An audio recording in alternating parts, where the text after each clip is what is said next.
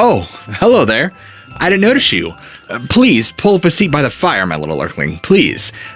Grab some hot cocoa while you're at it, too. I mean, after all, 'tis the season to be merry. I mean, there's so much to look forward to. Trimming the tree, baking cookies, singing carols, giving and receiving gifts. And remember, if you've been a good little lurkling, Santa Claus will come down the chimney to bring you presents. Wait, what's that you say? You've not sure you've been good? No. That's bad news. I really hope you guys are mistaken, because you see, if you've been bad, you don't only risk not getting presents, you risk a visit from him. You know who I'm talking about, and you don't want that. In fact, little Dale got a visit from him, and it scarred him forever. You see, it says that Dale met him when he was still a child. I mean, Dale was this manipulative little turd, believing in Santa Claus just enough to stay on his best behavior, only in the months leading up until Christmas. You see, when he was around the age of 9, Dale's parents often worked well into the night, leaving him with his older sister to watch him. The two never truly got along, and according to Dale, and remember, lurklings, there are two sides to every story. His 16-year-old sister would sometimes invite her boyfriend over on these long winter nights. Oh, how scandalous. Little Dale believed this direct violation of mom and dad's rules gave him some leverage over his sister. Blackmail. He threatened to not only tell their parents, but to tell Santa Claus too. Surely he would leave coal in her stocking for being so naughty. After enduring Dale's childish threats one too many times, his sister turned to him and said, "You know, it's even worse than getting coal in your stocking." Dale couldn't think of anything worse than that, and barely squeaked out, "What's worse?" His sister's eyes gleamed as she spoke his name, Krampus. Dale had no idea what that was, and so he asked, "What's Krampus?" Dale's sister, that knowing she had frightened him, flashed a wicked grin. "You know," she snarled. "Santa isn't real, right? Don't pretend like you don't know. Mom and Dad buy all your gifts, and the guy you go see at the mall you call Santa is just a man in a beard doing a job." Dale wasn't too terribly surprised. I mean, he had nursed this suspicion for a while, and it was what his sister shared next that made his blood run colder than any December night. "But do you know what is real?" she went on. "Krampus, the evil spirit that comes and takes little boys like you to the underworld. He comes and takes little boys at tattle. All you need to do is tattletale 3 times during Christmas season, and Krampus, the Christmas demon, comes and gets you." Dale listened in horror as he realized that he had already snitched on his sister twice. He was approaching dreaded strike 3. He withdrew his threats to tell his parents and just tried to forget about it. Wow. Later that month, however, little Dale was a naughty boy indeed. While looking for the lost batteries to his remote control car under his parents' bed, he stumbled upon his dad's hidden stash of adult magazines. This is the part where I normally cue unholy, but, copyright reasons. Instead of returning this crusty treasure to where it belonged, Dale hauled them out and stared at all the dirty pictures. Santa Claus was coming, and now so was Dale. Dale later believed that this was why Krampus visited him that Christmas. And just a few evenings later, little Dale awoke in the middle of the night, incredibly thirsty. Going into the kitchen for a glass of water. I mean, gee, Dale, wonder how you got so dehydrated, you little pervert. He was tiptoeing back to bed in the pitch black house when he heard something on the roof. Was his sister lying? Was Santa real? And was he here already?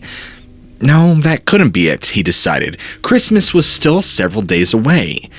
Little Dale shrugged it off and continued to bed, but before he reached his room, he noticed something through the window. At first, it looked like a deer, and for a split second, he hoped that the noise he had heard had come not from the roof, but maybe from the deck. Maybe a deer had wandered onto the deck, he thought. But as little Dale looked closer, he realized to his horror that he was dead wrong. Whatever stood outside was far too large to be a deer, and it didn't seem to have antlers. It had horns, and even worse, a pair of red glowing eyes. The thing heavily approached the window. Dale and whatever it was locked gazes, the thing outside flashing a grimace of razor-sharp teeth, barely perceptible in the moonlight. Then, without warning, the figure leapt straight into the air, into the sky, and out of sight. Like that, it had been pulled into the clouds on a rope. Dale ran to his sister's room, shaking her awake, hoping to share his encounter and find some solace and comfort. After gathering herself, Dale's sister groggily admitted that she had just made up all that stuff about Krampus. She demanded that Dale go back to sleep. Like a good sister, she escorted him back to his room, but turning on the light, saw one of their father's adult magazines. Now, Dale was shocked. He specifically remembered replacing the magazines under his parents' bed after he was, done with them. Dale's sister asked him why he had the magazine. He barely managed to stumble over the words, "That's Dad's." And Dale's sister looked disgusted. "Of course it's Dad's, you freak. If I catch you with this again, I'm going straight to Mom and Dad." Dale hung his head in shame and agreed. Today, he claims to be mystified by the whole experience. And today, I have never figured out how the magazine got there or what the creature was that I saw outside, he admitted. All I can say is that it's very possible I saw the real Krampus that night and I was being warned for misbehaving. And that, my little lurklings, is why you should always be good, and if you don't, you get something worse than coal in your stocking. You'll get a visit from me. I mean Krampus. By now, many of you have heard of the stories, right? Krampus, the figure from Central and Eastern European folklore. Is Santa Claus's dark counterpart a hideous horned beast that punishes naughty children? He often resembles our image of the devil, a horrific mixture of goat and human features, sporting a pair of horns, a body covered in hair, and sometimes hooved feet and clawed hands. At best, he just scares children who misbehave. But at worst, he might toss them into a basket on his back, either to eat them later or drag their souls off to the depths of hell. Now, mostly, he just beats awful children with rods made of birch, and son of a gun, birch does hurt. Krampus has become increasingly popular on the internet in recent years. As a matter of fact, the sheer oversaturation of Krampus online threatens to eclipse his unarguable awesomeness, much like how the World Wide Web has ruined bacon.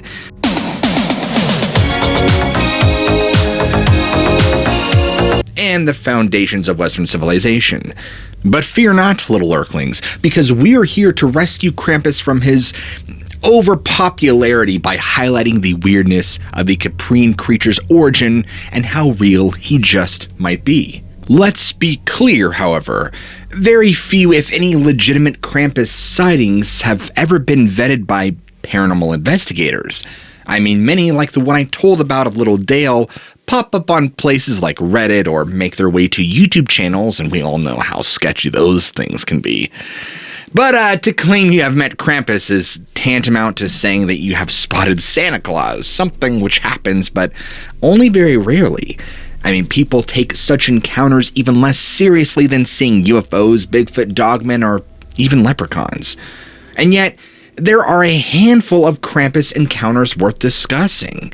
Even if only occasionally people do claim to have run into something around Christmas time that resembles this alpine folk figure.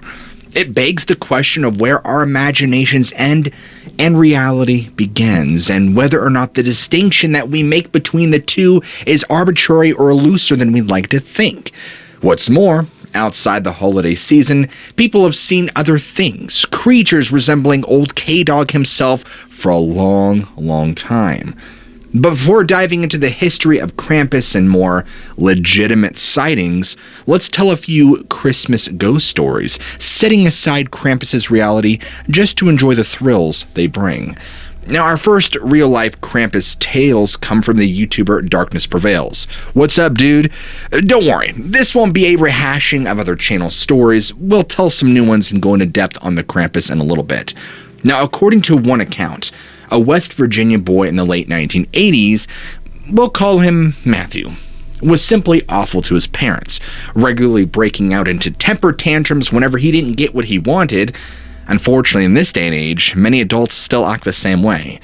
And unfortunately, this was quite often, as his family was incredibly poor, barely able to keep the house heated and food on the table. Thankfully, Matthew has since found gratitude and outgrown his childishness. Otherwise, I'm sure he'd be whining on Twitter about Elon Musk.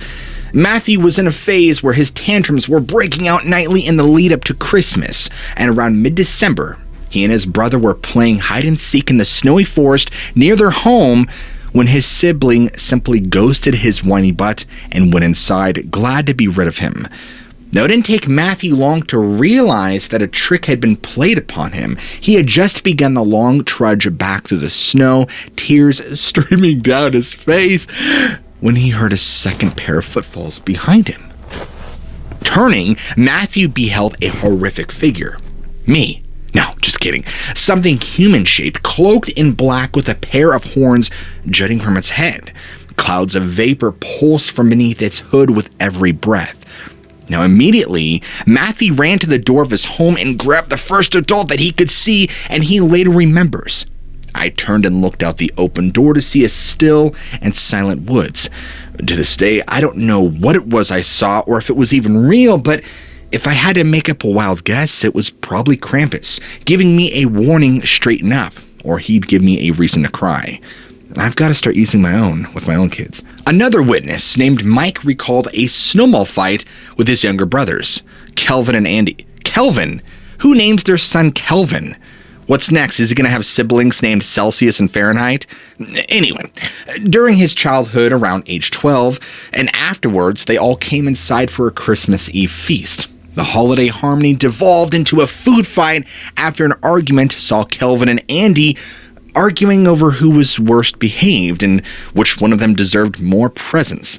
The boys' mother sent everyone to bed early, and despite their anger, each of the children eventually dozed off, only to all wake up around 1 in the morning. They had all heard the same thing. Something was moving downstairs. Like little Dale, the trio initially thought it was Santa Claus. Hoping to catch a glimpse of that right jolly old elf, Mike, Kelvin, and Andy crept downstairs. They were about halfway to the living room when they spied new presents beneath the tree. Santa had come.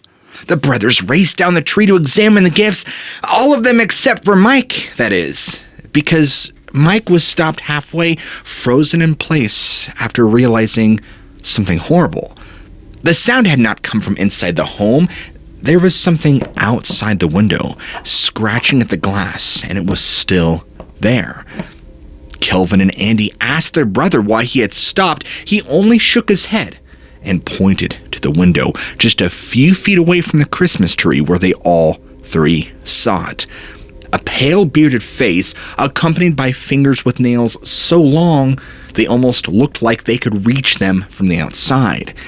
Thankfully, the window was shut tight. However, the creature noticed the boys making eye contact.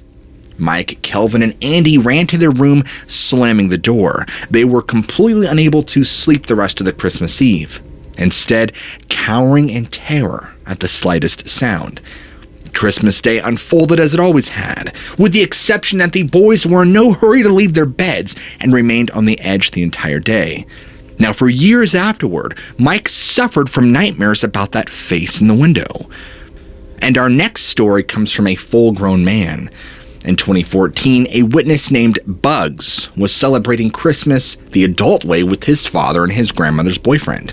After the ladies all went to bed, the men remained awake, continuing to sip their drinks by the fireside in their suburban living room. Bugs emphasizes that nobody was drunk that night, and without warning, a series of loud bangs struck the roof. The men exchanged glances, smiling through their alarm, and the sounds abruptly stopped, almost so quickly that the men wondered if they had even heard anything to begin with. They all shrugged off the noise and returned to their drinks. Now, eventually, Bugs became too hot by the fireside and shifted to a different seat. Now, this offered him a view of the massive living room window.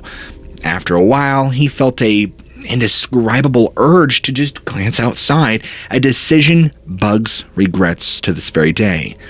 At first, the scene was picturesque, a thick coating of snow, a random snowman, and something hunched against the dark backdrop of the night. It was still at first, so still that Bugs' initial thoughts were simply marveling at how much snow had fallen. It wasn't until a few moments after that he scrutinized the out-of-place figure. He later wrote this: "I stared at the thing for at least 5 seconds before I could finally make out a face, a dark, wrinkly old face, and the bright white beard that seemed dirty and unkempt. In other words, it looked like an evil and out-of-his-luck old man, because now he was so close that I could see his face reflecting the living room light. Bugs immediately yelled for the other men to come take a look. They all saw the same thing, staring back at them through the window.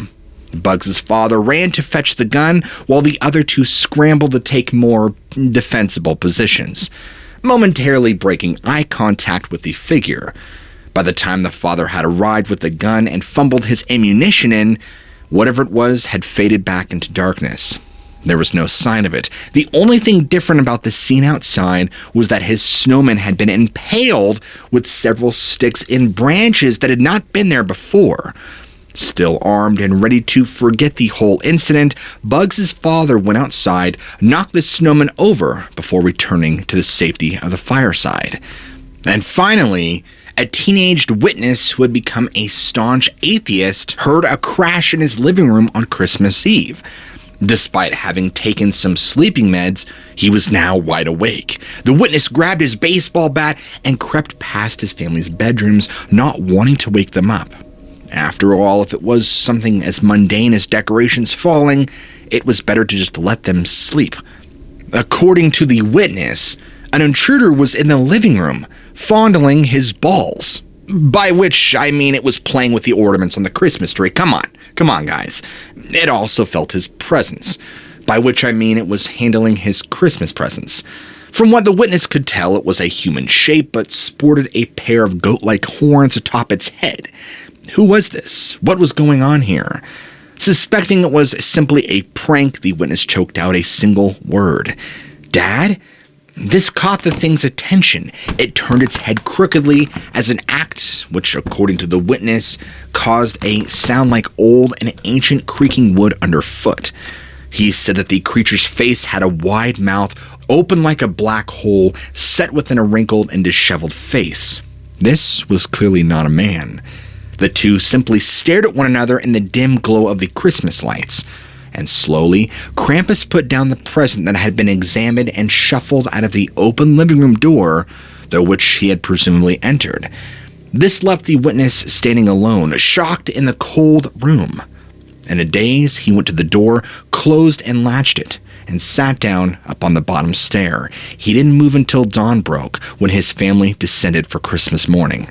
The witness said, "I asked my dad about that prank, but he didn't know what I was talking about. And how could he have been in his room if I was on the stairs the whole night, if he was the one in the creature suit?" The witness hoped, prayed even that it had simply been a side effect of his sleeping meds, but he can never dismiss how real the encounter had seemed at the time. Regardless of whether or not people see Krampus the creature, they certainly see Krampus imagery plenty enough. In parts of Europe today, parades of mischievous holiday revelers decked out in Krampus costumes flood the streets on December 5th, the night before the feast of St. Nicholas, known as Krampusnacht. Depending on the region, these celebrations may take place on various days under different names, but they all prove to be enormous affairs. Sometimes comparable in size to that of New Orleans Mardi Gras celebrations. Even if you live in the United States, chances are a neighboring city has a similar Krampus parade today, if a little smaller. These festivities embody the darker side of the holiday, stretching back to the origins of Krampus, which have long since been lost to the mists of time. No one is entirely sure exactly how Krampus began.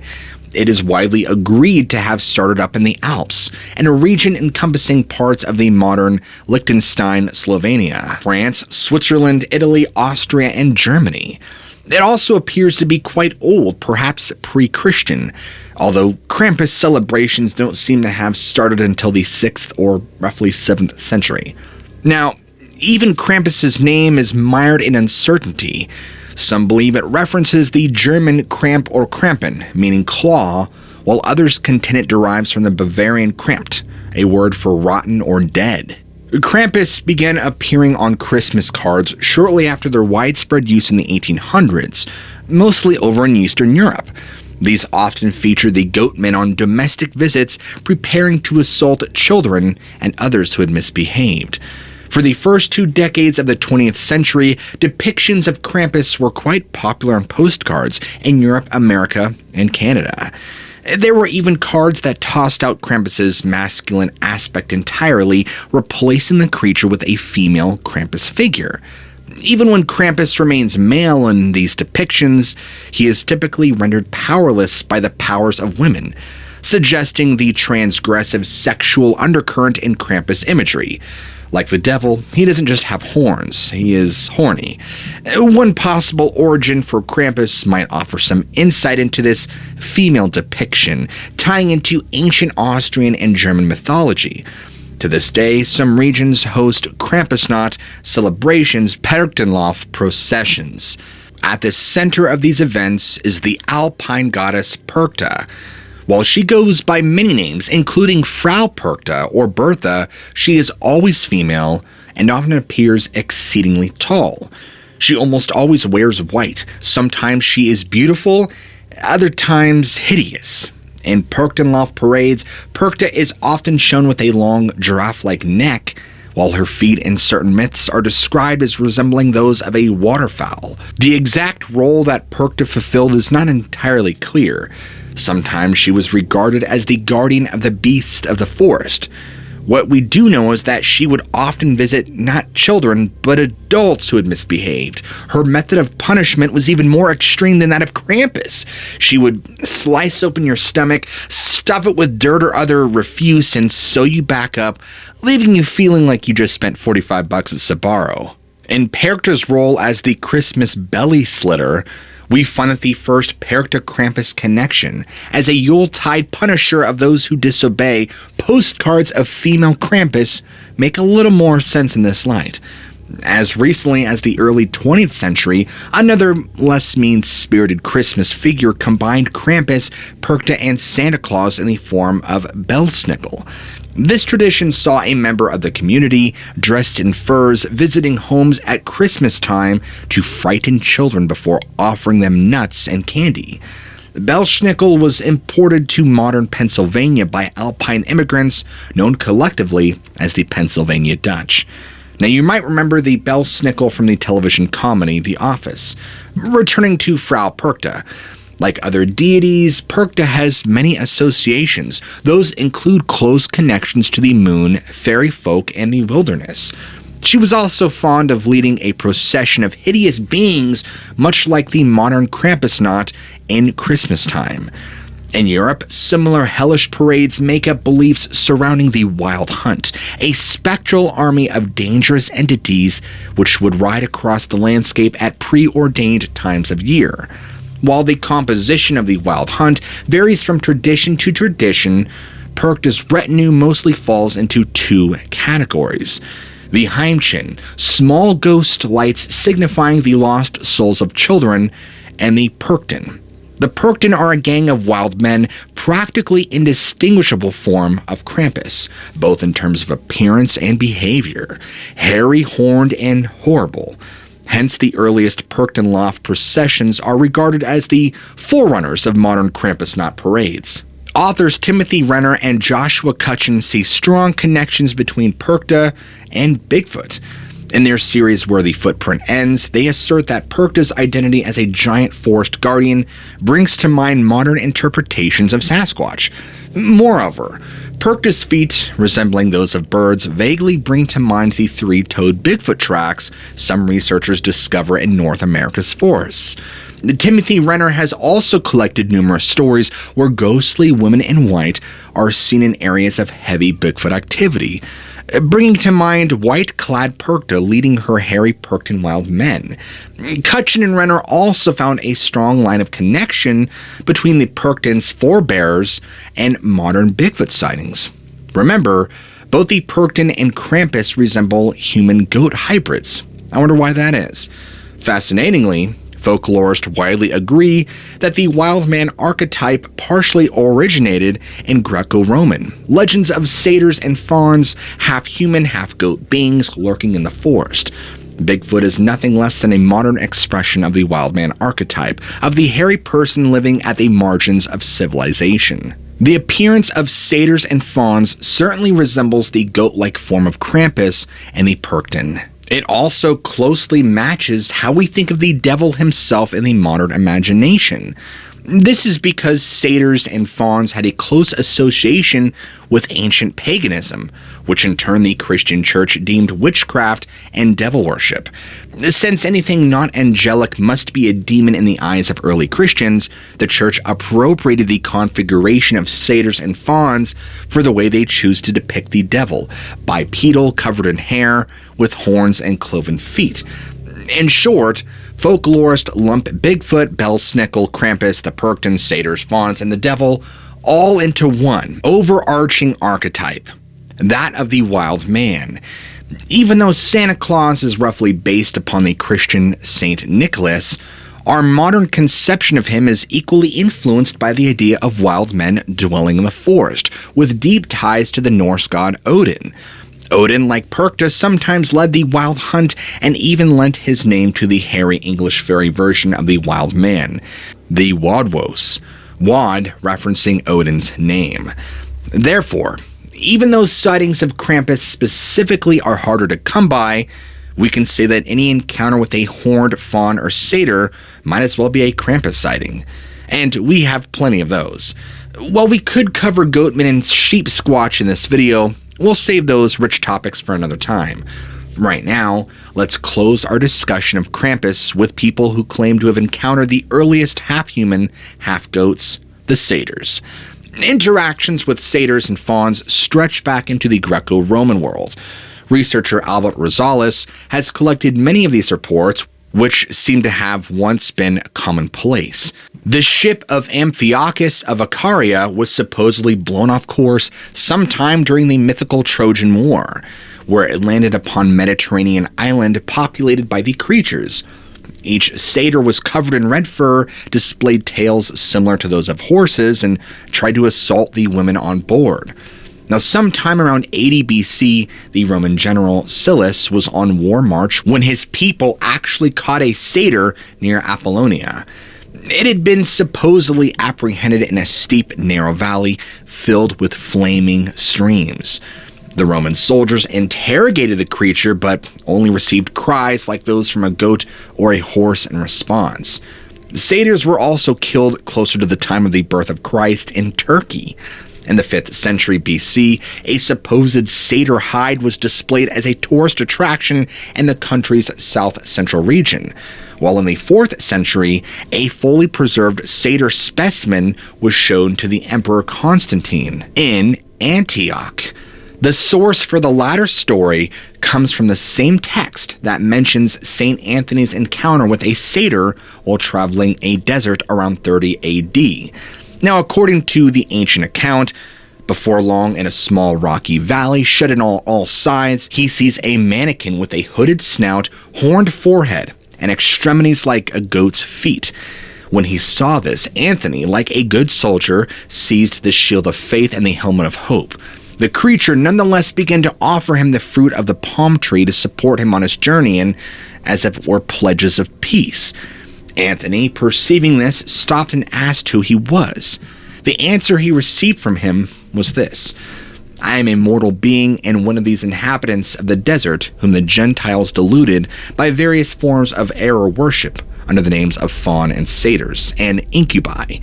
I am sent to represent my tribe. We pray in our behalf to entreat the favor of your Lord and ours, who we have learnt came once to save the world, and whose sound has gone forth into all the earth." As he uttered such words as these, The aged traveler's cheeks streamed with tears, the marks of his deep feeling, which he shed in the fullness of his joy. He rejoiced over the glory of Christ and the destruction of Satan, and marveling all the while that he could understand the Satyr's language, and striking the ground with his staff. He said this, "Woe to thee, Alexandria," he exclaimed. "Beasts speak of Christ, and you instead of God worship monsters." He had not finished speaking when, as if on wings, the wild creature fled away. In the modern era, Mexican workers near Durango were returning to their ranch in August of 1955 when their eyes caught something scrambling through the nearby bush. At first, they thought it was a horse, but soon enough caught a clear view as it leapt a barbed wire fence. It was a humanoid, 5 feet tall, bearing goat-like legs, horns, and a thick beard. One of the witnesses immediately fell from his horse in shock. Now, 13 years later, a female witness was on her way to visit her friends for dinner when she saw a silvery flying saucer in the summer skies above, Stratford-upon-Avon, England. That evening, just after their meal, she went to the window for some fresh air. Unfortunately, the weather was hot and stifling. To make matters worse, something was staring back at her.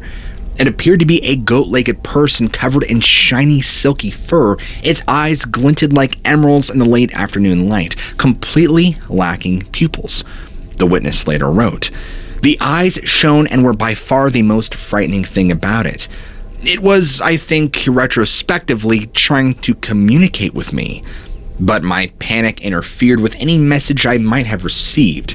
If it had stood to its full height, it would have been about 4 to 5 feet tall. It had pointed ears and a long muzzle. It gave the impression of emaciation. Its hands and fingers were also thin as sticks. Eventually, convinced that I was hallucinating, I went and sat down for a while until the panic had subsided.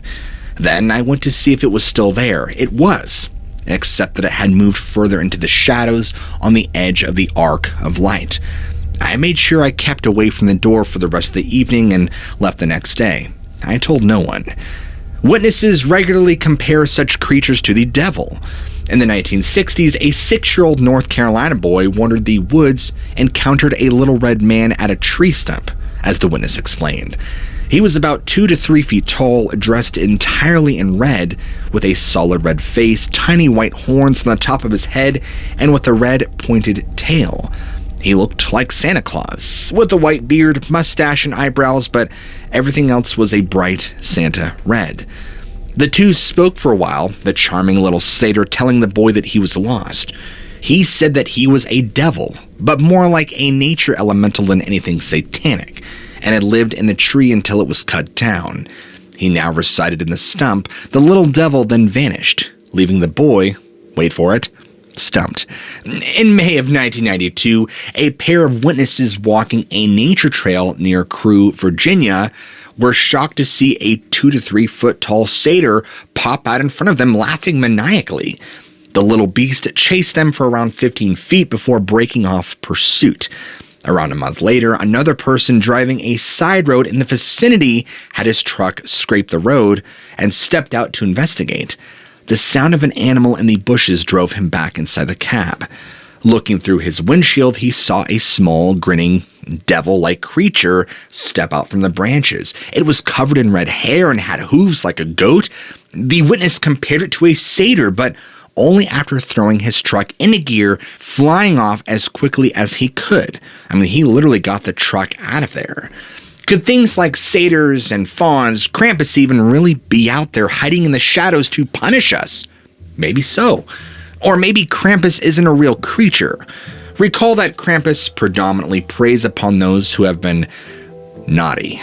Maybe, instead of being physically real, Krampus is spiritually real. He is guilt personified.